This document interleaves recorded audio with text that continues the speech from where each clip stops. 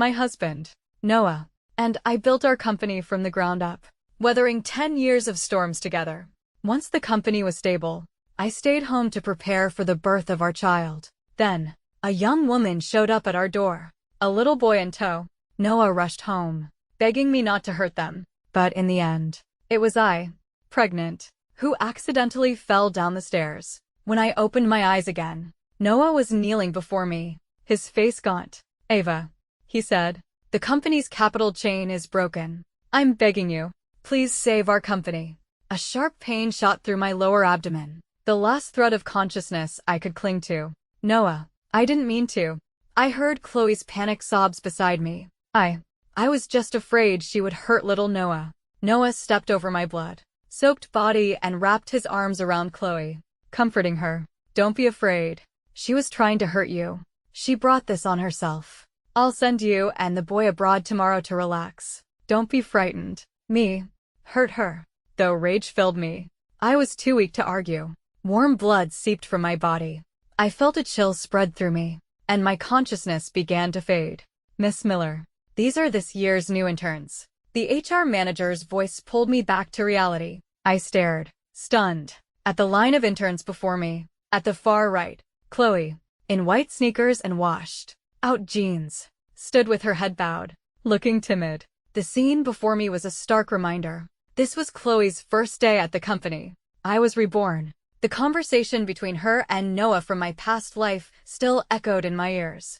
I trembled with a rage so intense I wanted to tear her apart with my bare hands. But years of business experience reigned in my anger. I picked up the resume on my desk. "You, come here." Chloe, bewildered, walked up to me. "Your education is abysmal, but you've got guts. Applying to our company. And you look like you've never stepped out of your house. How did you even pass our interview?" At my words, Chloe's face turned deathly pale.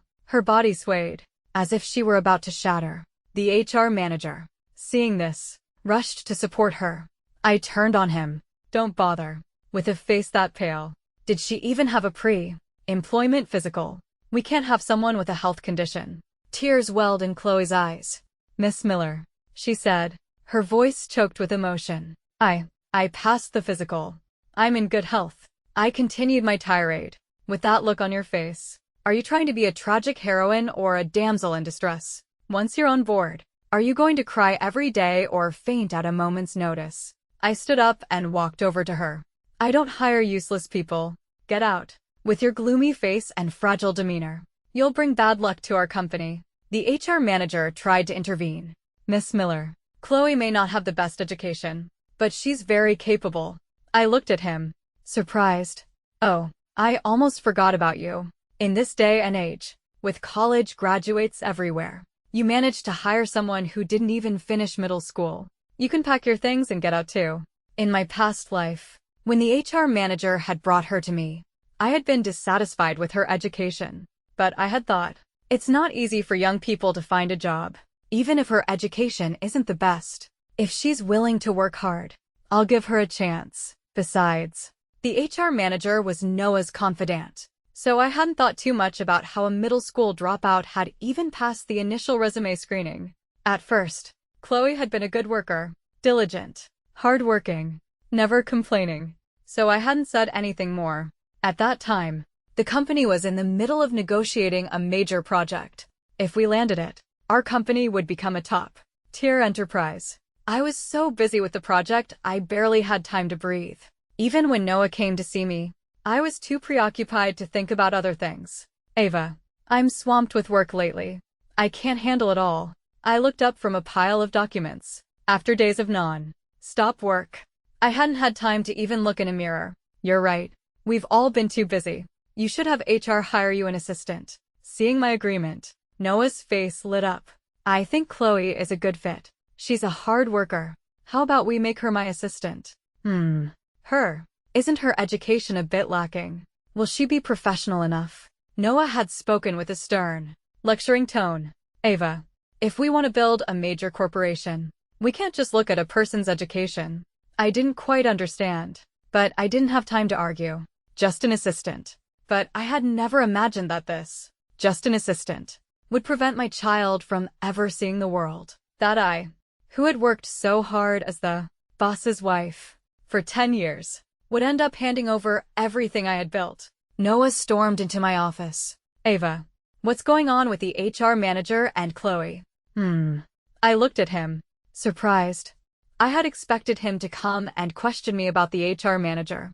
After all, he was his man. But I hadn't expected him to bring up Chloe so soon. Had they known each other before? How do you know about Chloe? Noah was suddenly at a loss for words, stammering. Well, I happened to be passing by during her interview. She seemed to do well.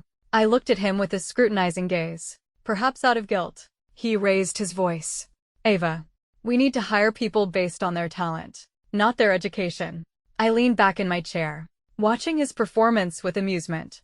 But from what I can see, she's slow to react, and all she does is cry or faint.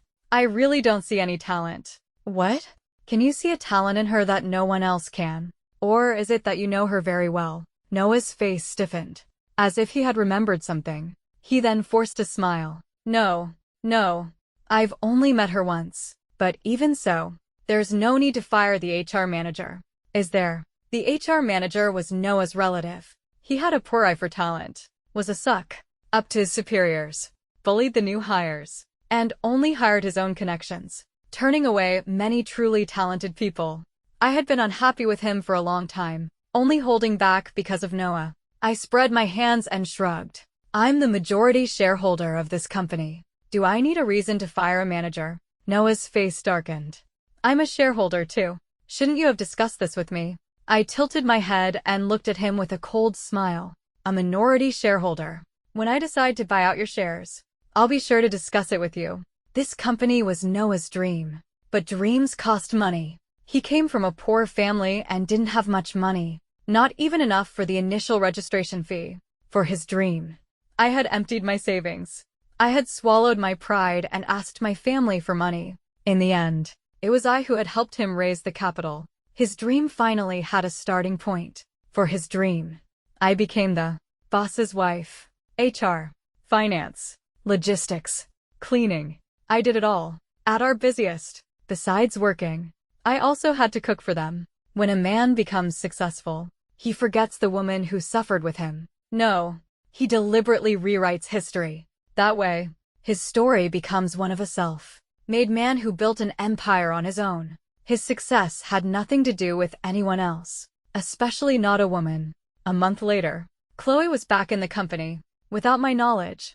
Miss Miller, you can't just run this company by yourself, she said, walking past me, a provocative look in her eyes. I looked at her with a half-smile. Didn't anyone ever tell her not to provoke her boss? Since Mr. Hayes thinks you're so capable, you can handle the proposal for this project by yourself. I raised my voice as I spoke. Instantly, all eyes in the office turned to us. I continued in a loud voice. The project team is now on a 1-week break. Everyone, please hand over your work to Chloe. Suddenly, the project team's gazes towards Chloe became much friendlier. A female colleague excitedly took her hand. Chloe, I'm so sorry. I thought you were just a connection and was a bit rude to you. I didn't know you were so talented. Yeah, Chloe, you're amazing. I guess you really can't judge a book by its cover. I was so wrong about you. Chloe's face was pale, but her eyes were stubborn as she looked at me. Miss Miller, are you bullying me? Mr. Hayes won't agree to this. I crossed my arms and chuckled. I don't know if he'll agree, but I think you might not know. I'm the one who signs your paycheck. When Noah came to my office, trying to be charming, I was busy organizing files on my desk. Ava, I bought you your favorite durian cake. Have some. I didn't look up, just continued with my work. Seeing my lack of reaction, he assumed I was still angry. He continued in a doting tone. Ava, I was wrong not to tell you about hiring Chloe. Don't be mad. I looked up, surprised. Who said I was mad?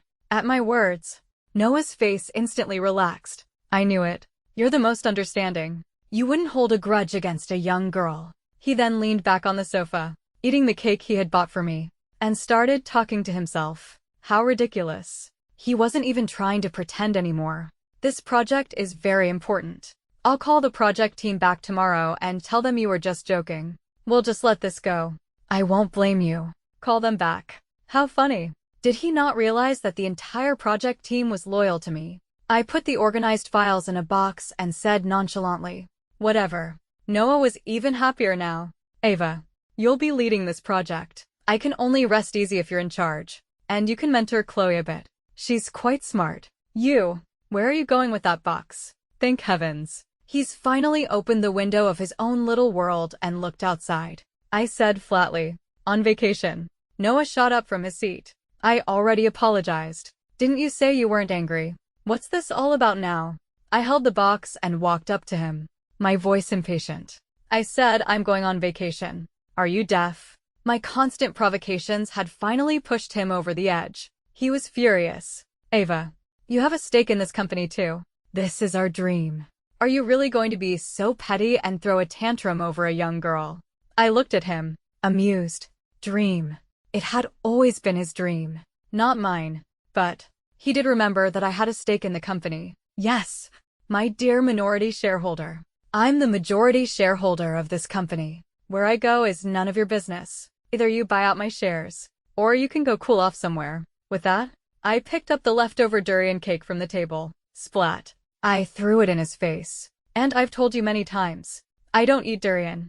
I placed the contract on the table and looked at the man across from me. A deep, magnetic voice sounded. "Oh, did I hear that right? Miss Miller wants to partner with me." Daniel squinted, his eyes scrutinizing me. He then adjusted his gold-rimmed glasses with his long, slender fingers and began to read the contract. I crossed my arms and looked at him. "Mr. Blackwood, is there a problem?" He sneered. "A problem? I'd say it's more than just a problem. Your River Construction and my Blackwood Enterprises are rivals. And now you're telling me you want to partner with me." With that, Daniel leaned forward, his hands on the table, his face close to mine, studying me. "Ava, what game are you playing this time?" Perhaps because of his regular workouts, his shoulders were broad, and as he leaned in, he completely blocked my view. I could almost see the slight rise and fall of his chest as he breathed. The unique, oppressive scent of a man filled the air. "Mr. Blackwood, you've been in the business world for many years. I'm sure you know better than I do that there are no permanent enemies, only permanent interests." He raised an eyebrow. "Oh, Ava.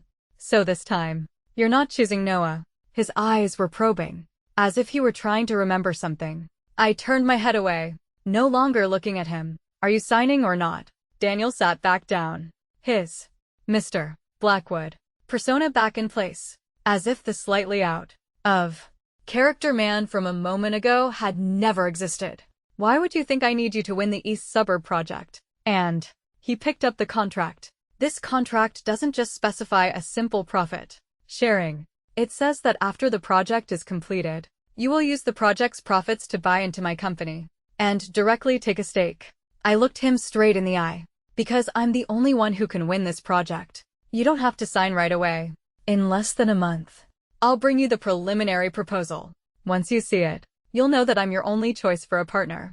Daniel's playful expression vanished, and he looked at me seriously. "Are you serious?" He lowered his head in thought, and after a moment of silence, his voice was hoarse. "Bring me the proposal, and I'll sign immediately. I'll even give you the shares." Bang!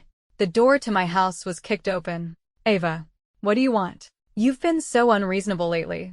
Stop your spoiled brat act, and get back to work on the East Suburb project proposal." I stared, dazed, at the man before me, at my husband's contorted face. He had a handsome face, fair skin, and a scholarly air. It always made people soft-hearted, wanting to do things for him. Only now did I realize, being soft-hearted towards others only brings misfortune upon yourself. The pair of gentle, peach blossom eyes that used to look at me with such tenderness, when had they become so sharp? The faces from my past and present life overlapped before me. They seemed like two different people, just with the same name. It turns out that when a person's nature changes, their appearance changes with it. But in my past life, I was trapped in a dream of my own making. I had never lifted my head to look at him directly. The young man of the past, holding a book, his eyes clear and stubborn as he looked at me. "Ava, I come from a poor background, not like a rich young lady like you, but I have my own dreams. I will work hard until I can build the most beautiful building in the world. And I will put my name on it. It was that one sentence that made me want to see what that building would look like years later. And it was that one sentence that made me give up all the help from my family to start from scratch with him, to build our company for 10 years, until we had a firm footing in the business world. That one sentence. I still remembered it. It was just him who had forgotten. Except for the first 2 years. He had rarely been involved in the projects. Once the company was on a stable footing, he had immersed himself in business socializing. Staying out all night was a common occurrence. Sometimes he wouldn't even come to the company for a month. Often, I was the only one left to hold down the fort. His excuse was always, "It's not that I want to drink. I have to drink with them. It's tough for me too. You have to understand. We're all bosses. I have to have some beautiful women around. I didn't do anything. Everything I do is for the company. Without me, you wouldn't have so many projects. You have no idea how hard it is for me out there. You're just comfortably working on projects in the office, not worrying about anything else. What more do you want?" A wave of bitterness washed over me. He had long been stained by the colors of this world. Only I had been foolishly waiting at home, thinking that if I just did a little more, if the company got a little bigger, we could both rest. Even when I was so exhausted from work that I had a miscarriage, all he had said was, "It's just a baby. We can have another one. If you've had a miscarriage, can you still work from the hospital? The project can't be delayed." The truth was, he had never cared about me. I was just a valuable tool. Later, when the company grew bigger and bigger, he no longer needed me, and he had cast me aside like a worn out shoe. "Are you going to say something?" Noah's words pulled me from my memories. "You're not still angry about Chloe, are you? She's just a nobody, with no one to rely on. Why are you letting her get to you? To the point where you're neglecting the company. You're my wife. Can't you think about the bigger picture? If we win the East Suburb project, the Blackwoods will no longer be our rivals." I'm so angry I could laugh. "Since she's a nobody, then fire her. And let's put out a word in the industry that no company is to hire her." My words left him speechless. His voice softened, because he knew that if I was serious, even without him, my family and I had the power to make Chloe disappear from the industry. "Ava, why are you making such a big deal out of it? Let's not talk about this." "Okay, the East Suburb project is really urgent. Let's work together and win it. It's for your own good too." The speed of his change of heart was unbelievable. I didn't want to look at him anymore and left the room. My secretary sent me a text. "Miss Miller, the company has scheduled a shareholder meeting for tomorrow."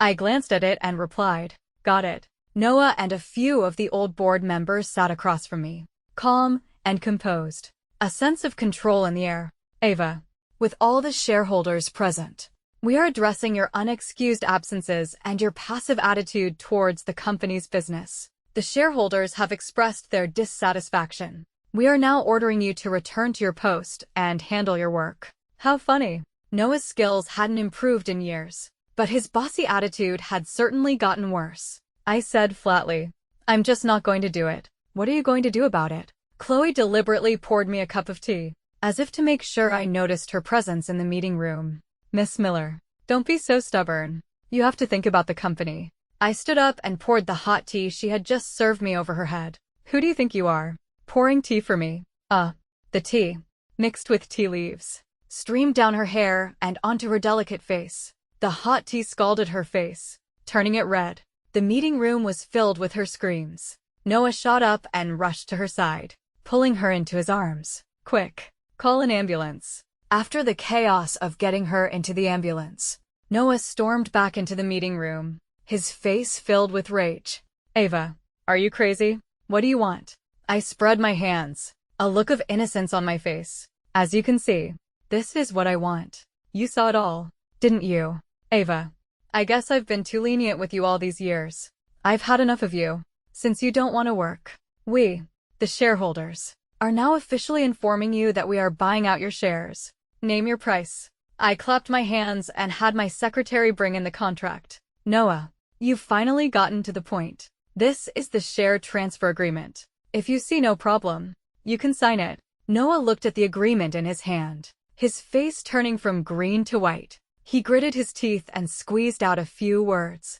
"Ava, This is a share transfer agreement and a divorce agreement. 2 contracts. Are you trying to threaten me with a divorce? For heaven's sake. This isn't a threat. It's just a condition. Why is this man so dramatic? Mr. Hayes. It's just what it says. No threats. Noah glared at me, his eyes almost popping out, but his hand didn't hesitate. With a flourish, he signed his name. Ava.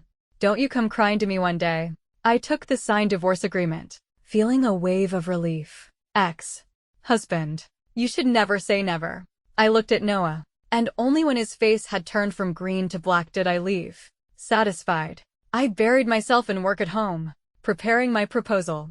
But the gossip mill was still running. My mole in the company would occasionally send me updates on Noah and Chloe. Miss Miller. Noah isn't pretending anymore. He's made it official. Chloe is his assistant now. Chloe got promoted again. She's now also the project manager. And she's with him at all the social events. It's ridiculous. No one is managing the projects at the company. The deadlines are all way behind. They both seem to have forgotten one thing. A company doesn't just run on socializing. For so many years, Noah had long forgotten his original dream. He had rarely been involved in any of the company's major projects. It was always me and my team who managed them. Over time, he naturally forgot that the company didn't run on its own, that the projects didn't complete themselves. Miss Miller. Chloe is acting like the boss's wife now. So arrogant. So funny. Chloe was with Noah at a meeting with the company's biggest investor. The investor wanted her to drink with him. She got all huffy and started arguing. It escalated. And Noah, to protect his lady, smashed a beer bottle over the investor's head. The investor's face turned green, and his mustache was practically quivering with rage. The next day, the investor pulled all his funding and demanded an immediate return of his initial investment. Miss Miller. The company's capital chain is broken. Confetti emoji. Oh, Miss Miller. They finally realized that all the project deadlines are way behind. All the project investors have come to the company demanding answers. So speechless. The project investors came to the company for a solution. And Chloe, instead of offering a plan, just bit her lip, shed a few tears, and said she had just taken over and needed more time. I heard the investors' faces were green when they left. I picked up the proposal I had just finished and sneered. These 2 leeches, who only knew how to suck the life out of others, expected someone else to do all the work while they reaped the benefits. Daniel flipped through the proposal with no interest. Mr. Blackwood, have you had a look? Say something. He threw the proposal on the table, his gaze lingering on my bare ring finger. You're divorced. Yes, I am. Shouldn't that make you trust me more? Mr. Blackwood. Hearing my reply, Daniel's eyes were thoughtful, and a small smile played on his lips. So, what do you think of the proposal? I'm telling you, for a project like this, before I could finish, Daniel took the partnership agreement I had given him before from his bag and handed it to me. I asked, confused. What? You're not satisfied? Daniel raised an eyebrow. I'm very satisfied. Sir, you've only looked at the table of contents. You haven't even read the proposal. Then why are you giving the contract back to me? I opened the contract and stared at him, surprised. You signed it. When did you sign it? Daniel shrugged nonchalantly. A while ago. Whether the project succeeds or not, your shares will come from my own. He held out a hand with long, slender fingers. Miss Miller, here's to a successful partnership. Even after Daniel had left, I was still staring at the contract. My mind drifted back to our past. We were what everyone called childhood sweethearts. A perfect match. We were supposed to have a fairy tale ending, but all we ever did was annoy each other. Our biggest conflict was in college. I was obsessed with helping Noah win the National Student Architectural Design Award, and he, for some reason, had decided to switch from finance to architecture that year. He had given up his family's business and, like me, had started from scratch. But I had to admit, he was a true talent. After only 6 months of studying architectural design, he had become our biggest rival in the competition. Fortunately, we had narrowly beaten him and won the gold medal. I vaguely remember him taking his silver medal and throwing it at Noah's feet. I didn't lose to you. At the time, I had just thought it was his pride, his unwillingness to lose. But looking back now, Perhaps there was more to it. Ava. I've finally found you. In my daze, I hadn't noticed Noah's arrival. He no longer had his usual swagger. He was much thinner, with a few gray hairs. It seemed the investors were driving him crazy. Ava, please don't be angry anymore. Even if it was my fault before, I'll have Chloe leave the company. I'll even have her blacklisted. Whatever you want. Just come back to me, please. Come back and save the company. It's our life's work. Are you really just going to abandon it? I looked at the haggard Noah before me, at the way he so easily talked about getting rid of Chloe, and I felt a wave of sadness. So, Chloe was just another disposable person to him. If he had stood by her, even if it meant taking the whole company down with them, I would have at least respected him. So, what was his love? For me, for Chloe, were we just stepping stones on his path to success, tools for his enjoyment? And when his dream was about to crumble, he would just kick away anyone who stood in his way. I was silent for a long time, not answering him. His eyes fell on the proposal I had written for Daniel. He quickly picked it up and started reading. A flicker of light returned to his dull eyes. Ava, I knew you still had feelings for me.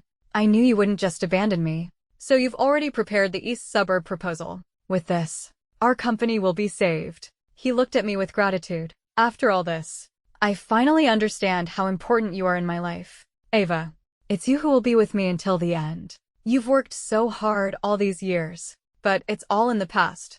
I won't hold it against you.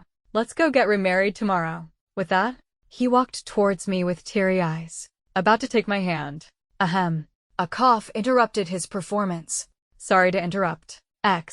Husband. Daniel strode between us, pushing Noah aside. He took the proposal from Noah's hand. I'm just here to pick up the proposal. I'll take a closer look at it back at the office, so as not to interfere with my future partnership with Ava. Noah was stunned for a moment before he realized what had happened. What proposal? What partnership? Daniel held up the proposal and smiled at him. The proposal was for me. Noah finally realized that he had just wasted his breath. Ava, you played me, please. You were the one who started the performance. I didn't even have a chance to speak. I was about to explain when Daniel spoke, his voice full of amusement. Husband. I didn't hear Ava say this proposal was for you. You were the one who came in here, all heartbroken and weepy. You didn't give her a chance to explain. Noah, furious, rushed towards me. You bitch. Ava, how dare you betray me? Daniel grabbed him and threw him to the ground. Noah, who spent his days drinking and socializing, was no match for the physically fit Daniel. Daniel's playful expression vanished. His face was grim, his voice low and threatening. Noah, you'd better watch your mouth, or I'll make sure your company doesn't last another 3 months. Noah's face darkened. Fine. You just wait. You bitch. Ava, I was the one who gave you a chance to be with me. Don't think I can't live without you. I walked up to him and knelt down. Smack. I slapped him across the face and sneered. Noah, you've been cursing at me all day. You really think I'm a pushover? Let's see what a piece of trash like you can accomplish. Daniel, under the guise of fearing Noah would attack me, insisted on driving me home. In his car, he took an ice pack from somewhere and gently placed it on my palm. Just a scumbag. Don't hurt your hand over him. I'm here, aren't I? Why did you have to do it yourself? I looked at him, confused. Mr. Blackwood, what's this about? Daniel unnaturally turned his head away. I could see that his ears were slightly red. The car was silent for a moment. He said he would drive me home, but the car was still parked in the garage, showing no signs of starting. After a while, he suddenly spoke, his voice hoarse. Why did you divorce him? I didn't expect him to ask that. I just looked at him, confused. He was silent for a moment, then continued. You've always been so stubborn.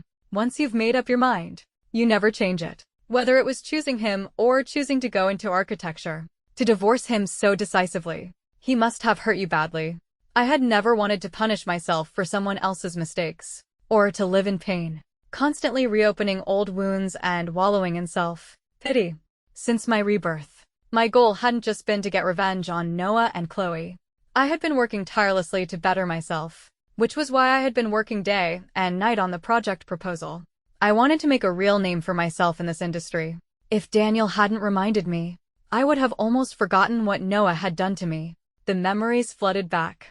I had a dream. He abandoned his wife, and his mistress pushed me down the stairs and killed me. The car was silent. Then, Daniel's large hand covered my clenched fist. Even if he only hurt you in a dream, he deserves to die.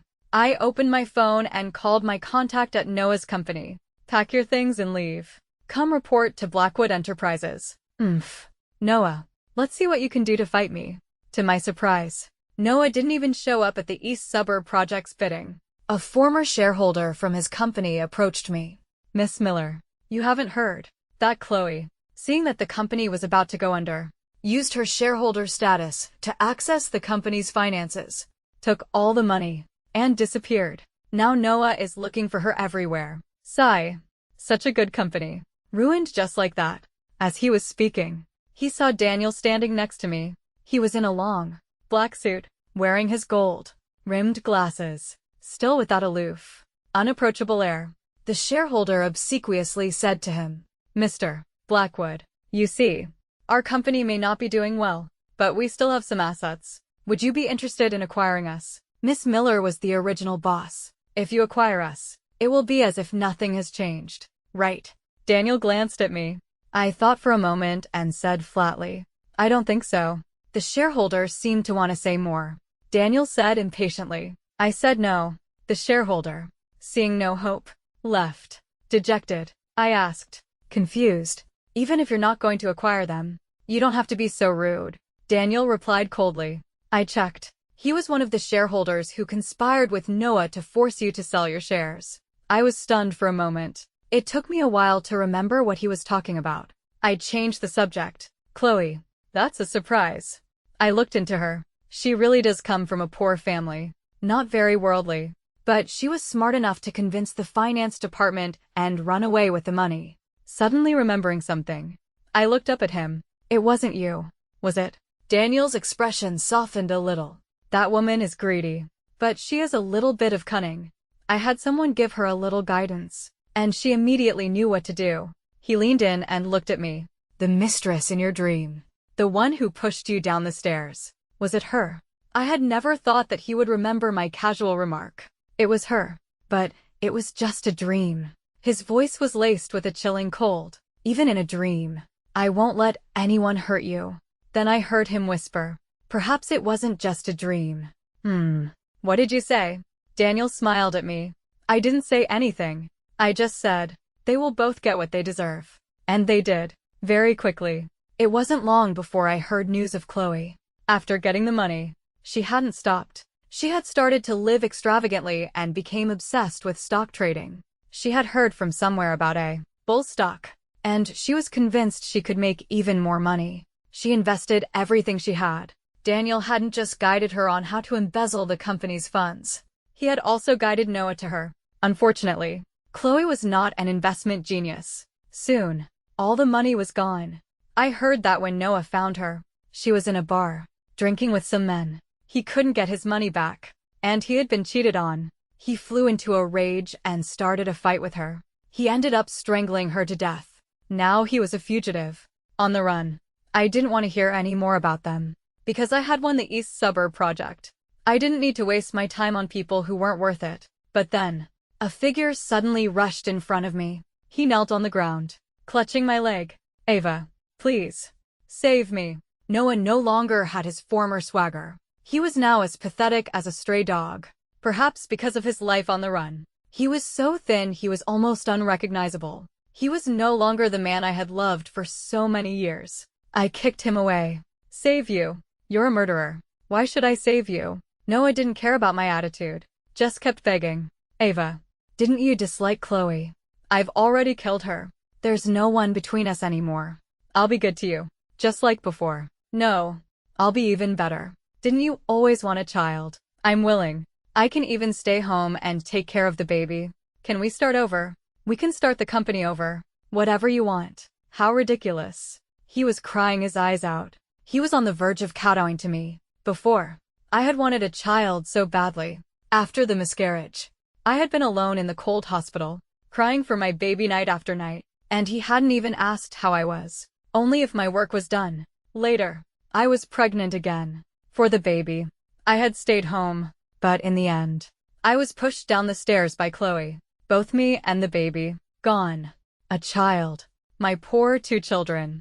I had never even gotten to see them. But fortunately, my 2 children were never born. A father like him. It would have been the beginning of a tragedy for them. I just hope my children can be reborn into a good family. I looked at him with disgust. A child. You dare to mention a child to me. Even if you died 1,000 times, you could never atone for your sins. I can start over, but you can't.